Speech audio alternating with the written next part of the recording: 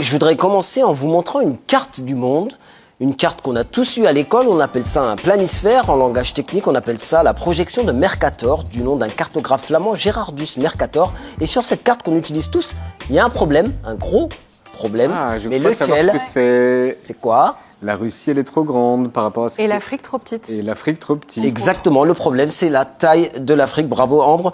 Sur les cartes, elle est minuscule quand on pense à la taille réelle du continent et de ses 54 pays. Pour mieux comprendre, voici la carte qu'on vient de voir et voici maintenant celle qui respecterait la taille de l'Afrique par rapport au Groenland, par exemple. Et c'est pas la même histoire. Moi, je suis franco-sénégalais, c'est un sujet dont on me parle depuis que je suis tout petit. Mais c'est un vieux débat et ça a pris une nouvelle dimension depuis cet été avec une grande campagne de communication soutenue par l'ensemble des pays africains, une campagne baptisée Correct the Map. Nous utilisons encore une cartographie datant du XVIe siècle, qui minimise intentionnellement la vraie taille de l'Afrique. Regardez ces deux masses terrestres. Sur la majorité des cartes du monde, elles sont presque égales. La réalité, c'est que l'Afrique est 14 fois plus grande que le Groenland. Ça doit changer. Cette campagne est largement relayée dans les médias qui traitent de l'actualité africaine. Est-il enfin temps de redessiner la carte de l'Afrique ?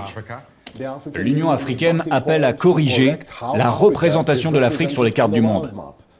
Alors ça changerait quoi? Pour en parler, on a contacté Lise Gomis, journaliste, réalisatrice, fondatrice de la Maison des Mondes Africains à Paris. Elle aussi, elle milite pour un changement de carte. Bonjour Lise.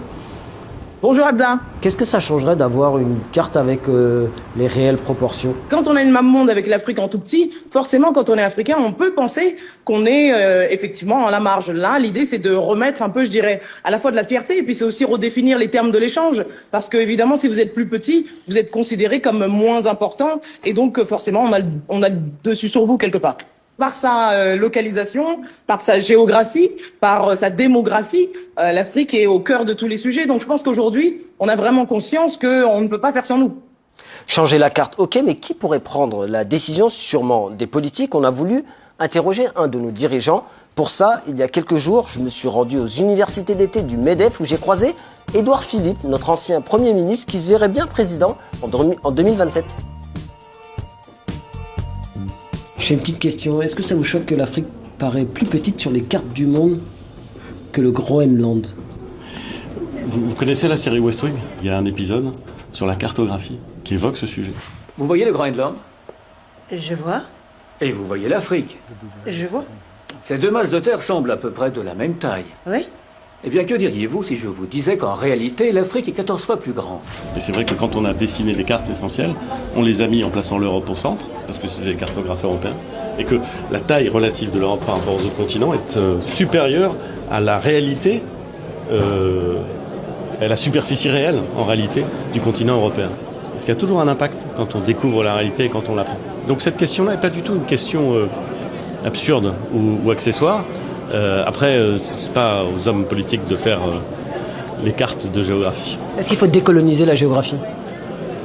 Comment on pourrait décoloniser l'histoire? Il faut toujours se poser toutes les questions nécessaires. Si ce n'est pas aux hommes politiques de changer les cartes, Jean-Michel... Trump l'a fait, non? Ouais. Comment? Trump l'a fait. Gulf of America. Non, je pense qu'en fait, dans ce genre de situation, il y en a d'autres. Je pense que c'est la société qui débat. C'est la société qui impose à la politique de changer ce qui doit l'être. Les cartes sont mensongères, c'est ça l'idée, donc il faudra bien changer. Mais toi tu dis, tu en as tout le temps entendu parler, depuis que tu es petit. Moi non. C'est vraiment un point de vue africain qu'il faut faire partager à comme on le fait tout ce le soir. monde. C'est par le débat, par les prises de parole, par l'influence. Et de ce point de vue, Édouard Philippe a raison. La politique, je ne sais pas qui d'ailleurs, qui déciderait de redessiner les cartes du monde, si Elisabeth Borne disait, après avoir parlé du Panthéon, il faut donner plus de place à l'Afrique, tu vois, elle aurait du mal à se faire entendre. C'est la société qui doit débattre et dans notre mentalité dominante, on a du mal à admettre que l'Afrique c'est plus grand que l'Europe. Voilà. Donc nous, on pense que l'Europe c'est plus grand la vérité, donc, que tout.